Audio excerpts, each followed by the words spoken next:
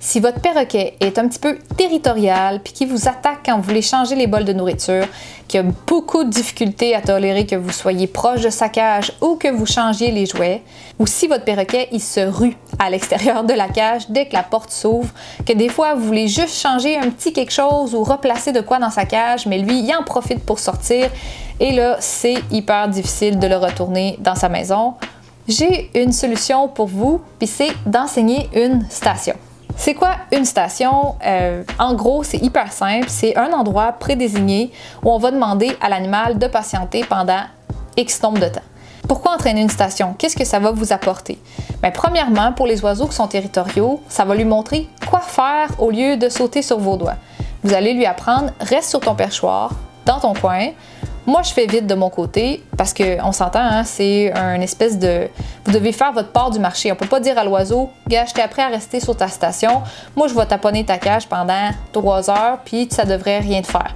Les oiseaux qui ont de la difficulté à vivre avec les intrusions de territoire, ce qui est tout à fait normal, il faut comprendre qu'ils ont leurs limites aussi. Donc ça, la station, ça permet d'avoir une diminution, voire une cessation complète des agressions quand on veut juste faire la petite routine avec notre oiseau. On veut juste entretenir sa cage, changer son bol d'eau puis de nourriture 2 fois par jour, puis la base, OK? Fait que ça, c'est hyper pratique. Pour les oiseaux qui se ruent à l'extérieur de la cage aussi, fait que l'oiseau apprend que c'est pas parce que la porte de la cage ouvre qu'il doit foncer à l'extérieur.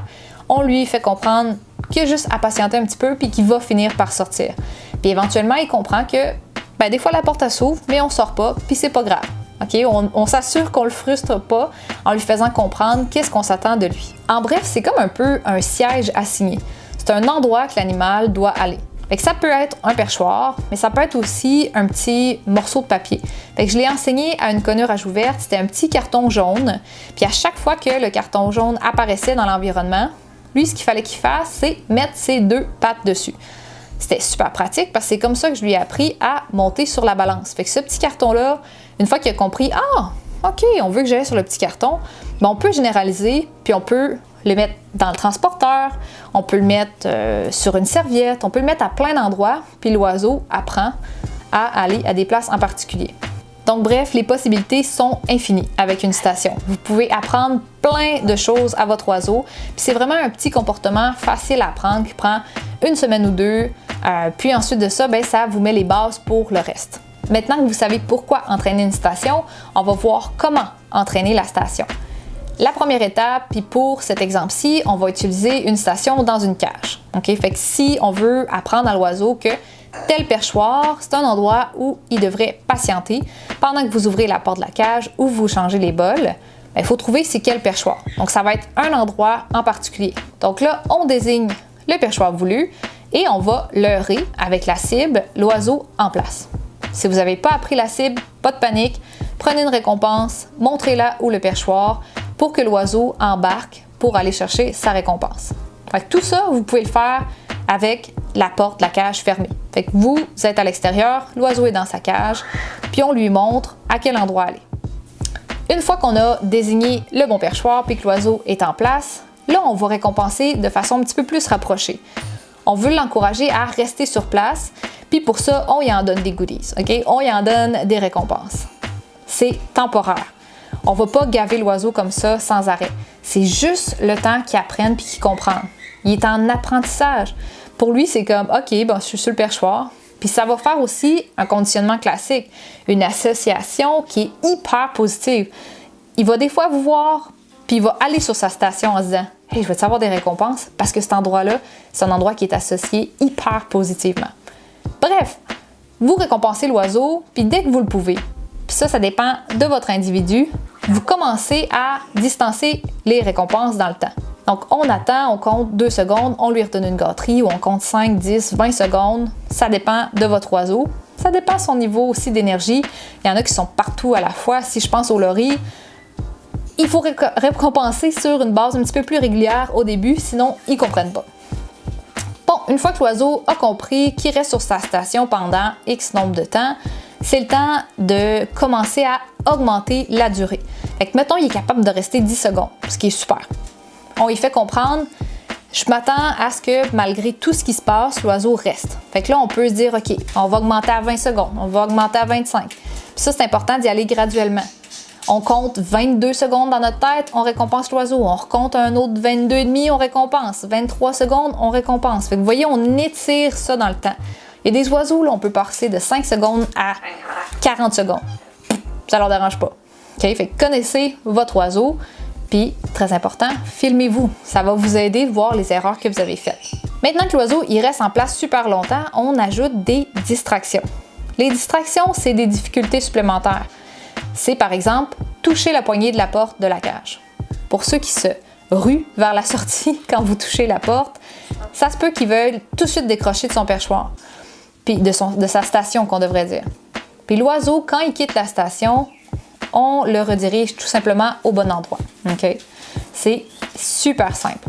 Par contre, si vous vous rendez compte, à chaque fois que vous ajoutez une distraction, à chaque fois que vous touchez la porte de la cage, à chaque fois que vous bougez moindrement, l'oiseau, il s'en va, il change de perchoir, c'est que vous allez un petit peu trop vite. L'oiseau n'a pas encore nécessairement compris c'est quoi le but de l'exercice, ou les difficultés sont trop intenses. Pour un oiseau, d'ouvrir la porte de la cage, c'est peut-être un peu rapide. On commence par y toucher ou on commence à approcher la main de la porte. On récompense parce qu'il est resté. On se rapproche encore un peu, on le récompense.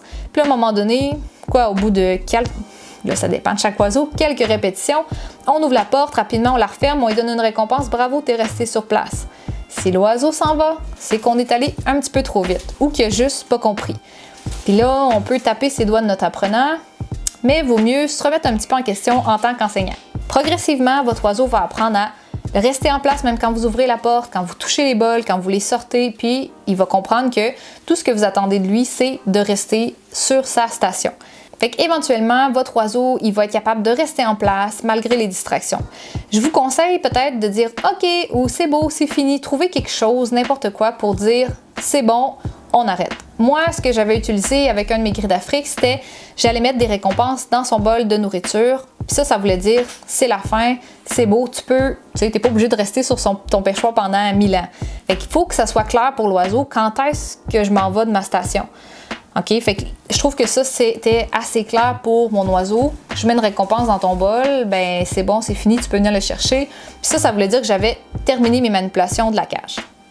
Si vous voulez intégrer une commande, comment on fait pour apprendre à l'oiseau que quand on dit poteau, ben c'est ça qu'on s'attend de lui? Qu'est-ce qu'on fait? Ça veut dire que pendant l'entraînement, à chaque fois que l'oiseau arrive les deux pattes sur le perchoir, en position au bon endroit, on dit poteau, on donne notre récompense. Puis là, plus ça va aller, plus on va le dire tôt. Parce que notre but, c'est que le fait de dire poteau entraîne le comportement.